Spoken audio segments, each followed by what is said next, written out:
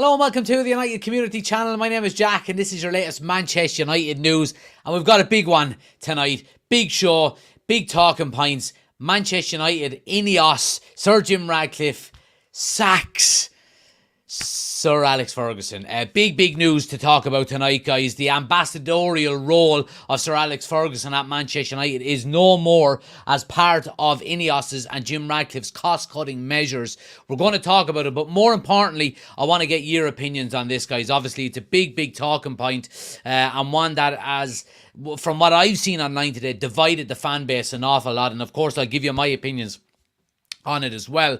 So we're going to talk about that. We're going to talk about some of the reactions to it as well. Eric Cantona has been speaking about the news. Rio Ferdinand has reacted to it as well. So we'll give you that as well. We've got some updates on the so-called or lack thereof managerial search for Manchester United. Thomas Tuchel looks like he's going to be the new England boss. So does that mean Erik ten Hag is breathing a sigh of relief? We'll talk a little bit about that as well. We've got some updates, guys, on Bayern trio that Manchester United are keeping tabs on in relation to transfer news. We spoke last night as well about Anthony's potential exit of Manchester United to Crystal Palace. And we've got some updates on that about potentially a swap deal there as well. The update on the left-back pursuit of Alvaro Fernandez. We've got some updates on that also, guys. And finally, we'll give you some good news in relation to players returning from injury as well.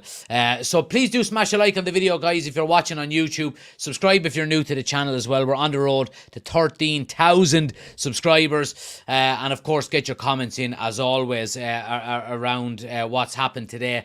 So look, let's jump straight into it and we'll talk about the main news that's been breaking in Manchester, around Manchester United today. And Manchester United terminate Sir Alex Ferguson's £2 million a year contract in a cost-cutting drive. We'll go down through the article here. Anybody watching on TikTok, guys, jump over to YouTube. Link is on my homepage. All of the articles are on the screen. Ineos has terminated Sir Alex Ferguson's £2 million contract as an ambassador of Manchester United as part of its cost-cutting drive. Ferguson has been paid the annual sum for his roles as a global ambassador and a football board director ever since stepping down as manager in 2013. Ineos, owned by British billionaire Sir Jim Ratcliffe, has been reducing the club's spending behind the scenes, telling employees in the summer that 250 jobs will be cut at Old Trafford, United's Carrington training base, and at the club's London office. Ferguson has now been targeted as another potential saving after amicable talks between the former manager and club officials. It was decided that his contract would not be renewed at the end of the season. He will retain a role as a non-executive director. So basically what this means is that he's going from an executive director to a non-executive director, and of course the ambassador role is part of his role there as well. And again, look, it's divided the fan base, to be quite honest with you. What I would say more than anything else is that Jim Ratcliffe is a very successful businessman. And first and foremost, Manchester United have got to get their books in order. We've been mismanaged, we've overspent, and we've been run terribly for the last 2 decades, especially the last decade. It's been absolutely atrocious with the Glazers, with the Woodward era, and, obviously then you've got John Murta and so on and so forth. So first and foremost, Jim Ratcliffe is looking to stabilise the club financially. And, it's all well and good saying, a new centre-half is needed or a new centre-forward is needed or whatever the case may be for the first team. But if you don't have the money to do that, then, Manchester United are left stagnant and you'll see yourself falling further and further down the pecking order for players wanting to sign to you. So, look, a lot of people saying online today, it's 2 million. Sir Alex Ferguson deserves it, even if he's not going to be doing anything there. And where a lot of people might think that way, I'm not really one of them. I think, you have to offer something to Manchester United to be paid that kind of money. And look, Sir Alex Ferguson done absolutely exceptional things for United, and United wouldn't be where they are today without Sir Alex Ferguson. They just would not be, and that's quite clear. However, there is always a time to move on, and we've got to move on. And maybe now is that time. It doesn't mean Sir Alex Ferguson, should be forgotten, and it doesn't mean that, his opinions no longer matter. But what it means is, what he's giving to the club now, does it justify a 2 million a year salary? No, it doesn't. You know what I mean? Doesn't mean he's not going to be at Old Trafford sitting in the stands watching Manchester United. And look, I think he's done pretty okay for himself. It's been over 10 years since he left the club, and we're talking 20 million of a salary for Sir Alex Ferguson since he left. Now, this ambassadorial role and the salary that he's getting from it is not one that Ineos put in place. That's a contract and an expense that they inherited from the previous regime. And that does have to be taken into consideration as well. And look, by all accounts, the conversation between the club and Sir Alex Ferguson were quite positive and, successful. And he was okay with what was going on. And look, I'm sure there is an awful lot of respect there between Sir Jim Ratcliffe and Sir Alex Ferguson. And we seen only last week that they were sitting together at a few United games, the Crystal Palace game in particular, and I'm sure these conversations have happened prior to that as well. And we know Sir Alex Ferguson is very easy to hold a grudge, so he wouldn't be attending games and being pictured with Sir Jim Ratcliffe if he didn't think or if he thought he was being mistreated in any way, shape or form. To me personally, I think it is part of a set of cuts that need to be done at Manchester United. And I'm liking what Ineos are doing. They're streamlining the club. We've got to get our books in order. And if we can do that consistently over the next few years, it will provide us the foundation to go and spend money and to reinvest that into whatever area of the club you deem it needs to be, whether that be the first team squad, whether that be the stadium, whether that be the training ground, whether it be the women's team, the academy, whatever the case may be. So I'm all for it, to be quite honest with you. And, if it means Sir Alex Ferguson has to hand back a 2 million a year salary, I'm okay with it. I really am. I don't think there will be a lot of people saying about maybe a loss of culture within the club because, you're basically getting rid of, the greatest manager the club has ever had. But he's going from an executive role to a non-executive role. You know what I mean? So I don't think it's as dramatic as a lot of people are making it out to be. But I do think it's one that's ultimately necessary, to be quite honest with you. Dylan says, Sir Alex deserves a lifetime contract. Look at what the man did for us. Dara says, I think it could be a good thing to move on from the Fergie era, even though he deserves it. But I don't really know what he adds to the club at this stage. I agree with you 100% on that one, Dara. I don't think it's an expense that needs to be handed out. I honestly don't. I really don't. Have to offer something. How about the stark reminder of the club standards? Well, they will always be there. You know what I mean? The fans will quite clearly let everybody know about the standards that need to be set within the club. Sir Alex Ferguson is not going into the dressing room every day. He's not going into the training ground every day and going out onto the training pitch. Or standards are set by individuals within the club that are currently involved on a day-to-day basis. And I think that comes from the ownership, it comes down through the executives, it comes down to the manager, the coaching staff, the captain of the club, and the senior players within the squad. That's where standards are set. Sir Alex Ferguson set the standards as manager a long time ago at Manchester United. However, the majority of the standards within the first team squad were set by the players. They were set by Brian Robson. They were set by Roy Keane. They were set by Eric Cantona. They were set by the class of 92. Paul Scholes, Wayne Rooney, Rio Ferdinand. All of these players down through the years, they set the standards and the culture within the dressing room. Outside of that, it's up to, the executives who are making decisions and putting the right people in the right areas. So, yeah, I can't believe this is coming out of your mouth, to be honest, says Mick. Always found you to talk sense, but this is sellout. Sellout for what, Mick? I don't know what's been sold out here. United are turning an 82-year-old with health issues from an executive role to a non-executive role. That's basically it. There's nothing being sold out here. I love Sir Alex Ferguson and what he's done for Manchester United, but it's time to move on, in my opinion. And, the future of Manchester United needs to be secure. And if it's not financially secure, then nothing else will fall into place, in my opinion. But I do understand that people are going to be upset about it. Let's talk about, some of the reaction to it. Eric Cantona says, had some strong words to say about it on his Instagram page today. He said Sir Alex Ferguson should be able to do anything he wants at the club until the day he dies. The Frenchman posted on Instagram. Such a lack of respect.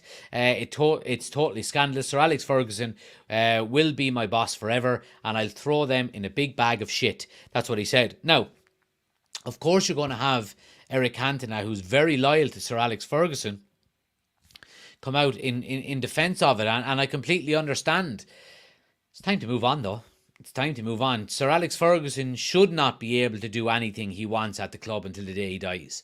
Because if that was the case, then, would the club be run properly? Sir Alex Ferguson was the manager, and he was the greatest manager, the game has ever seen, in my opinion. But, he also picked David Moyes, and he also left us with quite an aging squad when he did leave. So, it's not all really good decision making, albeit, I can understand that the people who are loyal to Sir Alex Ferguson and, people who are alongside him will react that way. Absolutely, I agree 100%. Mick says, look at the clubs like Bayern and what they do for their legends, and we show utter disrespect constant. No, we don't. I mean, you look at Bayern. Bayern have got former players in executive roles that are paid quite handsomely. But look at what they've done to Oliver Kahn. Only, was it last year, the year before maybe? He was basically told to leave, and get out. So these things happen when changes are made.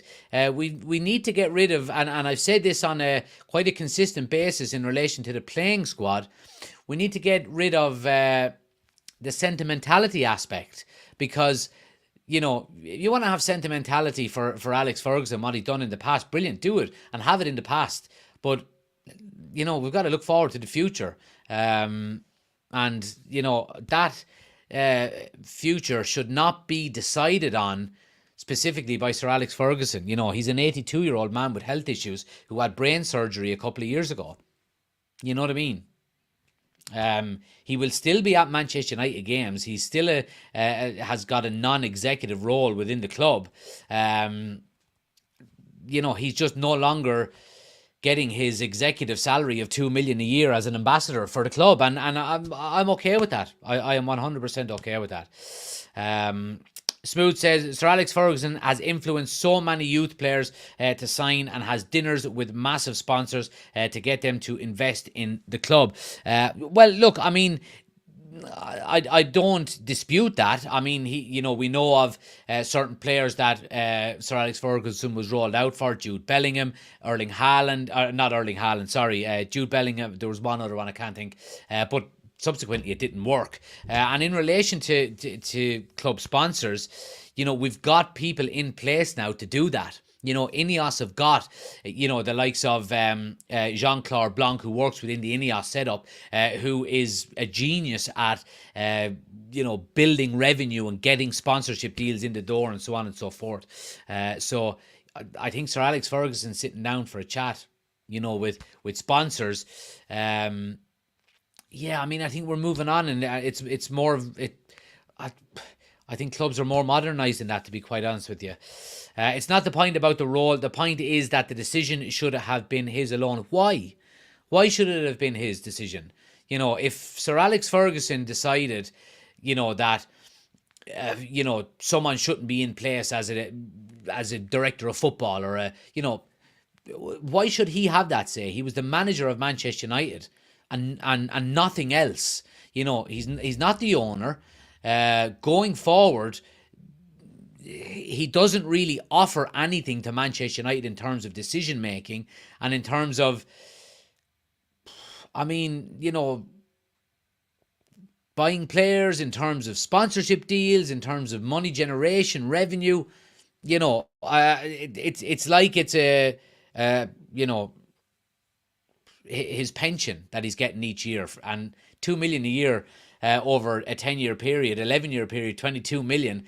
I think it's a pretty decent pension, and I don't think he needs it, to be quite honest with you. And yeah, I mean, Mick again says 20 times. That's why. Well, Ferguson didn't win 20 league titles, so he won 13. You know what I mean? I understand that, there is a lot of sentimentality there, but going forward, from a business standpoint, if you're looking to secure the future of Manchester United financially, then these decisions have to be made. Sir Jim Ratcliffe has not got to where he is from a financial standpoint by paying out money that doesn't need to be paid out. You know what I mean? Can he not remain as a non-executive ambassador? Well, he's got a non-executive role within Manchester United now, TJ. But again, I'm not too sure what that means. He's gone from an executive board member to a non-executive. So I don't know what that means, to be quite honest with you. The ambassadorial role is gone, and the 2 million salary is gone as well. So whether that means he's obviously still got an office at Old Trafford, and I did hear another report today saying that board members and Sir Alex Ferguson as well have been asked to no longer enter the Manchester United dressing room. I don't know what truth is in that, to be quite honest with you, but there's changes coming, and there's changes coming thick and fast at Manchester United. If you don't like it, tough shit. Ineos have got a plan, and they're going to implement their plan, and they're going to get it right as much as they possibly can. So this will all, work itself out in the next few years, and if there is improvement there at Manchester United, then we can always say then, right, okay, they're getting it right. And if it doesn't work, it doesn't work. You know what I mean? If you have mega bucks, you're going to want to have dinner with Ferguson and not these businessmen. Maybe so, and maybe Sir Alex Ferguson can still be used in that capacity, and maybe we offer him one-off payments as he does it. You know what I mean? Sir Alex will give you 50 grand if you sit down with Ford and see, can we get them in as a sponsor, whatever the case may be. You know what I mean? It doesn't have to be a rolling 2 million a year salary. There's more than one ways to skin a cat.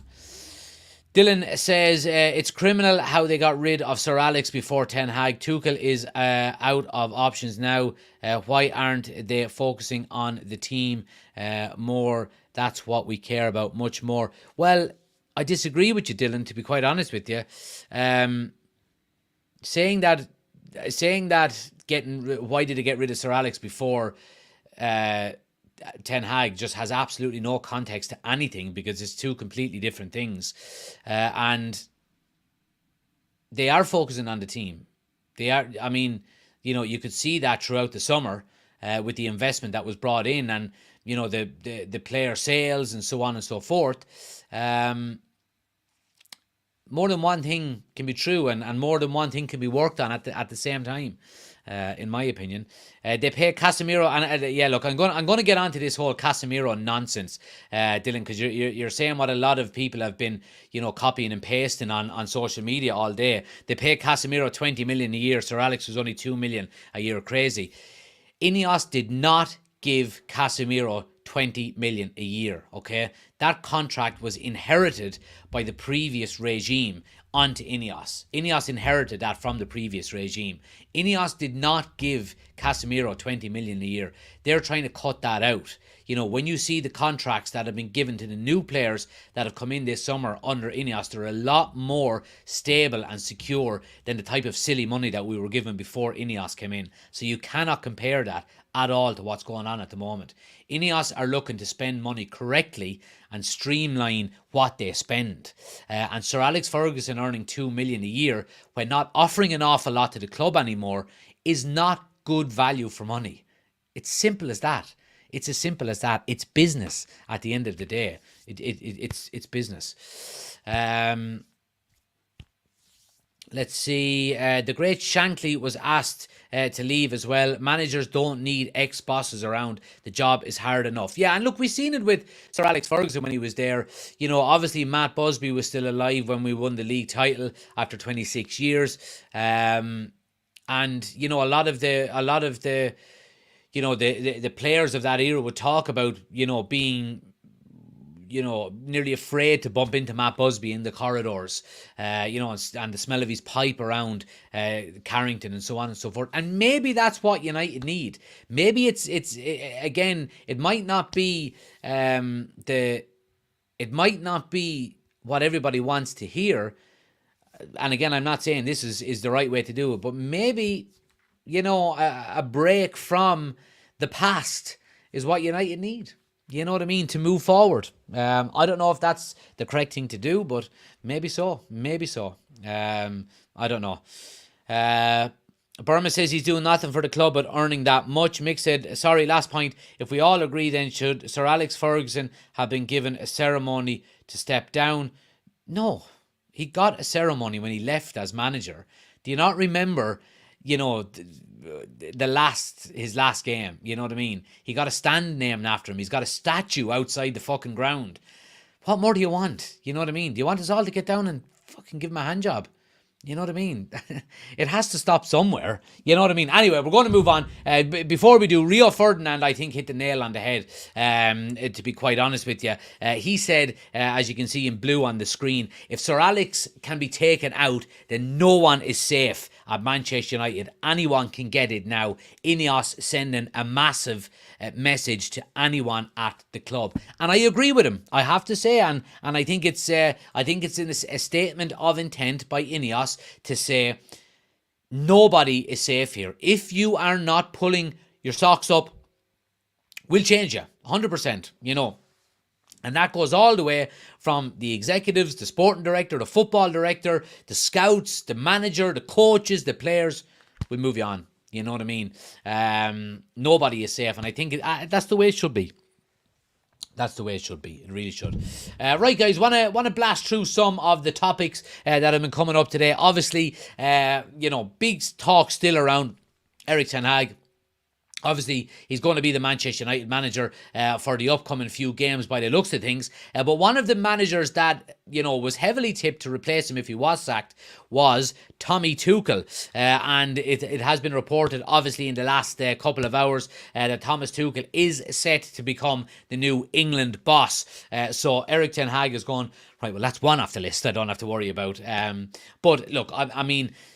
Look, we know that Ineos were in contact with Tuchel back in the summer, and reports are coming out already that Tuchel has been in contact with the English FA as far back as July. So maybe that was the reason why, you know, he potentially turned down Manchester United, and that he's looking to move into, you know, an international role more so than stay in club football. So it's just an interesting topic that I thought I'd bring to everybody's attention, and I think. You know, I mentioned last night about Thomas Tuchel that I did think he was one of the guys that could potentially manage Manchester United and carry the weight of being the Manchester United manager. And yeah, look, not that it's disappointing because we've got a manager and I want our current manager to do well, but just interesting to you know, to see that he's going to be England. And to be honest with you, I'm going to put money on England to win the next World Cup under him because I think he's a very good manager and I think he'll do well at England. I honestly do. The smell of his pipe around Carrington. Did I say Carrington? I meant to say the Cliff. I meant to say the Cliff, yeah. So I should brush up on my Manchester United history, yeah, because I said one word instead of another. Good one, yeah. Let's see. Did I hear that Fergie's been let go? Yep, he has. Shane says, can't believe England are employing a German as their manager. I don't see the big issue, to be quite honest with you. I think the English media are already jumping on it. And it's typical from the English media, talking about, the negatives of appointing someone like Thomas Tuchel. I'm Irish, and we appointed an Englishman as our manager in 1986. So there you go. Get over it. He wasn't sacked. Mutual agreement. He's 82. Let him retire in peace. Exactly, Gringo. Exactly. United missed out on Tuchel big time. Well, that's all subjective, to be honest with you, depending on whether we're right. Little bit of transfer news, guys, and some interesting news coming out from Germany today. Plettigol, who works for Sky in Germany, has been reporting that Manchester United are keeping tabs on a trio of Bayern Munich players, and them three players are Leon Goretzka, Alphonso Davies and Leroy Sané, which is very, very interesting, to be honest with you. During the summer, United completed a double deal for De Ligt and Mazraoui for 60 million. Now Sky in Germany are stating that the Red Devils are once again looking at players from the Bavarian club. According to the report, Leon Goretzka, Leroy Sané and Alphonso Davies are all on Manchester United's radar. Under contract until 2026, Goretzka has found himself in a very difficult situation since Vincent Kompany took over as coach, having played just 14 minutes in all competitions. He hasn't shown any interest in leaving the club, however, with the central midfielder fighting hard for his place. Davies and Sané, meanwhile, are both out of contract at the end of the season. Bayern's negotiations with Davies appear to have hit a snag over the player's demands. However, if the Canada international does move on, Real Madrid appear to have the best chance of signing him. According to Sky, Bayern are in contract talks with Sané, who have worked his way back into full fitness from a public bone problem. So there we go. Look, United are keeping their tabs open and keeping their options open in relation to who we're looking at between now and next summer. Goretzka, central midfielder. He doesn't fit the age profile, to be quite honest with you, of what we understand that Ineos are looking at. He's 29, I think. Let me just double check it. Pretty certain he's 29. 29 years of age. He doesn't fit the mould. However, a lot of people talking about, well, what about Manuel Ugarte? And I think Manuel Ugarte doesn't really come into the conversation here because we're more than likely going to try and move Casemiro on next summer. He's got... when is he? Or he's going to leave on a free, is he? Is he going to leave on a free? Let me see.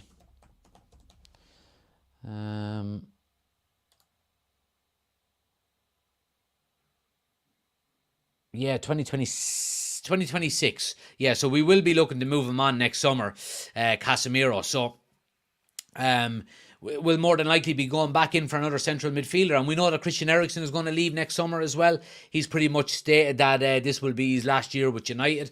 So we'll be looking to, replace him as well. So it's going to be a big summer next year.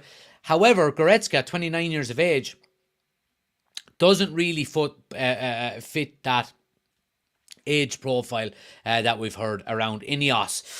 Davies, fantastic player, really, really good player. Is he one that Ineos will go out and spend lots of money on? That remains to be seen. We do know his contract is up. You would more than likely have to pay him very high wages, given the fact that you're getting him on a free. That's usually how it works. However, I certainly wouldn't be against it. Absolutely fantastic player. And Leroy Sané would be a strange one, to be quite honest with you. Even if Manchester United are keeping tabs on him, whether we go in for Sané or not would be quite strange if we did. And I mean, he would still have to agree to come to Manchester United as well. His relationship with Manchester City doesn't seem the strongest. Man City wanted to keep him, but he said he wanted to leave. He wanted to go back and play in Germany. That's obviously where he's from. And would I see him coming back to live in Manchester? No. I don't think he'd come back to play for Manchester City, let alone Manchester United. So just interesting one I thought I'd bring to your attention. And the central midfield area is one to keep an eye on over the next few months, because we are going to need reinforcements in midfield next summer. If not in January, which I wouldn't be against at all, to be quite honest with you. Adam says, I'd take all three of them. Gary, thanks for the follow. All free at the end. No, so Goretzka isn't. Goretzka would be... you would have to pay a fee for him. His contract he's got 2 years left on it, but... Alphonso Davies and Leroy Sané are free agents unless they sign a new deal between now and then. Too old Ineos won't buy them, says Genre. Let's see. I'd go for Zubamendi in the summer. World-class midfielder. That could happen. Yeah, well, we know, look, obviously Liverpool were in for him, weren't they? So... yeah, he'll be one that will be sought after. Now, I want to move it on to wingers, guys. And we spoke yesterday about the potential for Antony to leave Manchester United in the January transfer window, and that United are open to letting the player leave on a permanent deal if offers come in for him. We mentioned that there were two clubs from England that were interested, one being Newcastle and the other being Crystal Palace. And we were speaking a little bit last night about the potential of, maybe getting a swap deal done for Eze of Crystal Palace. And a couple of reports have been coming out talking about that today. United do want to include Antony in a player swap deal with Eze. Now, again, let me just go down through it. Reports by The Express say that Crystal Palace winger Eze is high on the list of targets for new owners at Manchester United who are ready to make a move in the next window, which would be January, which is quite interesting. Eze has burst onto the Premier League scene, blah, blah, blah. The 26-year-old has scored 3 times in his 9 outings this season and is approaching his peak years at the top level. So 26 is, that age that Ineos are looking at. The Londoners value Eze at around £60 million, and United will need to offload before they can fund the deal. It's reported United have offered Brazilian wideman Antony to Crystal Palace, but the hierarchy at Palace would be open to offering the winger a way out of Old Trafford. Now, again, look, we're talking about Antony going in the opposite direction for Eze. If Eze is valued at 60 million, what are we going to get for Antony? Realistically, would you get 20 million for him? Honestly, would you get 20 million for him? I don't really know, to be quite honest with you. I think we would probably get between 10 and 20 million, if I'm being honest. We're going to take a huge loss on Antony. And again, that's down to the old regime at Manchester United paying silly money. But, in another couple of years, we're going to get past, we're no longer going to have players at Manchester United from the old regime, and we can start judging Ineos then around the players that are currently at the club. But if we're talking about getting a like-for-like swap deal for Eze, Antony plus 30 million, you know what I mean? I don't think it would be a bad deal. But again, Manchester United have to be very careful around FFP and PSR and so on and so forth. We'll probably have to sell before we buy, to be quite honest with you. And, we did hear reports as well suggesting that we're potentially open to offers for Harry Maguire as well to build up some of that revenue also. Let's see what you guys think in the comments section. Let's see what's happening with Fergie. So Sean, went through it all already, Sean. He's been, his ambassadorial role at Manchester United has ended.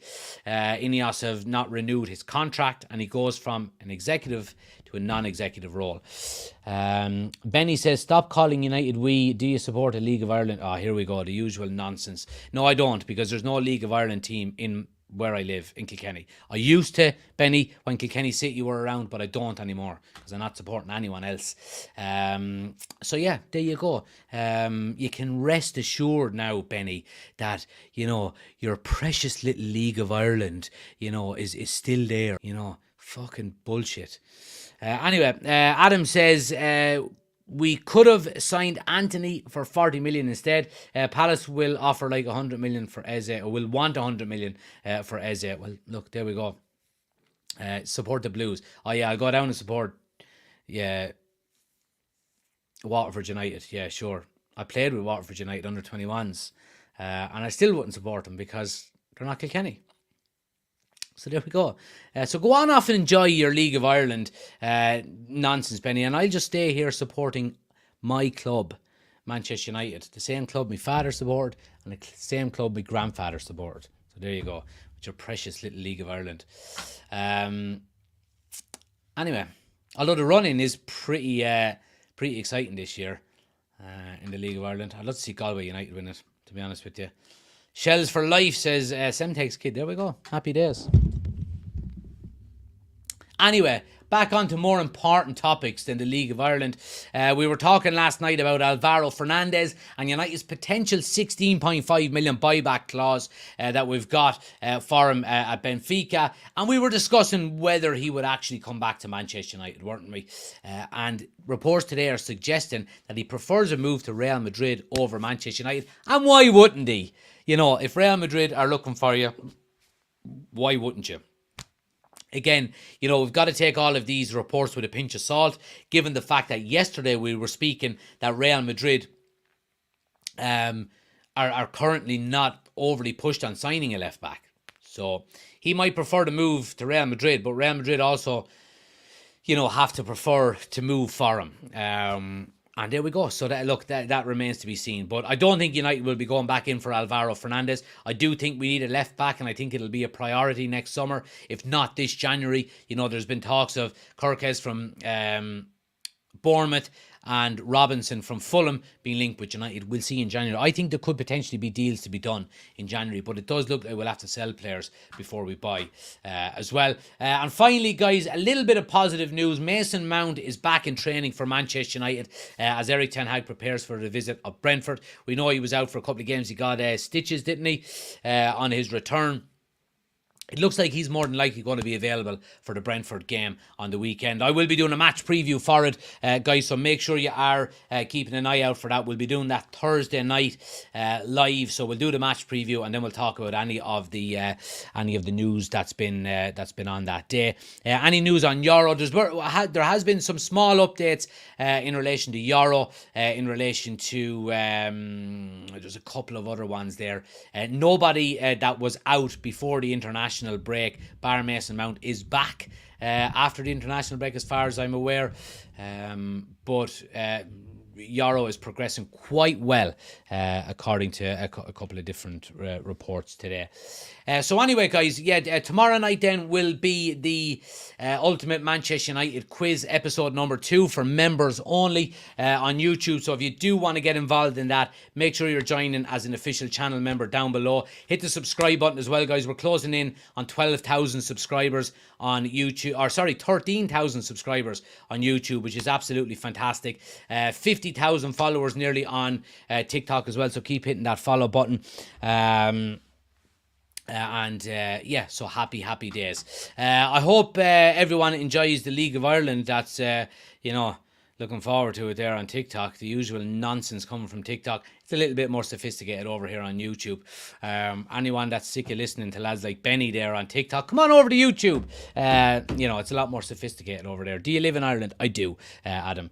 Anyway, thanks for watching, guys. Smash a like on the video if you haven't done so already. Hit that subscribe button if you're watching. Hit the follow button on TikTok. Thanks for watching. I'll be back tomorrow. Until then, take it easy. Good luck.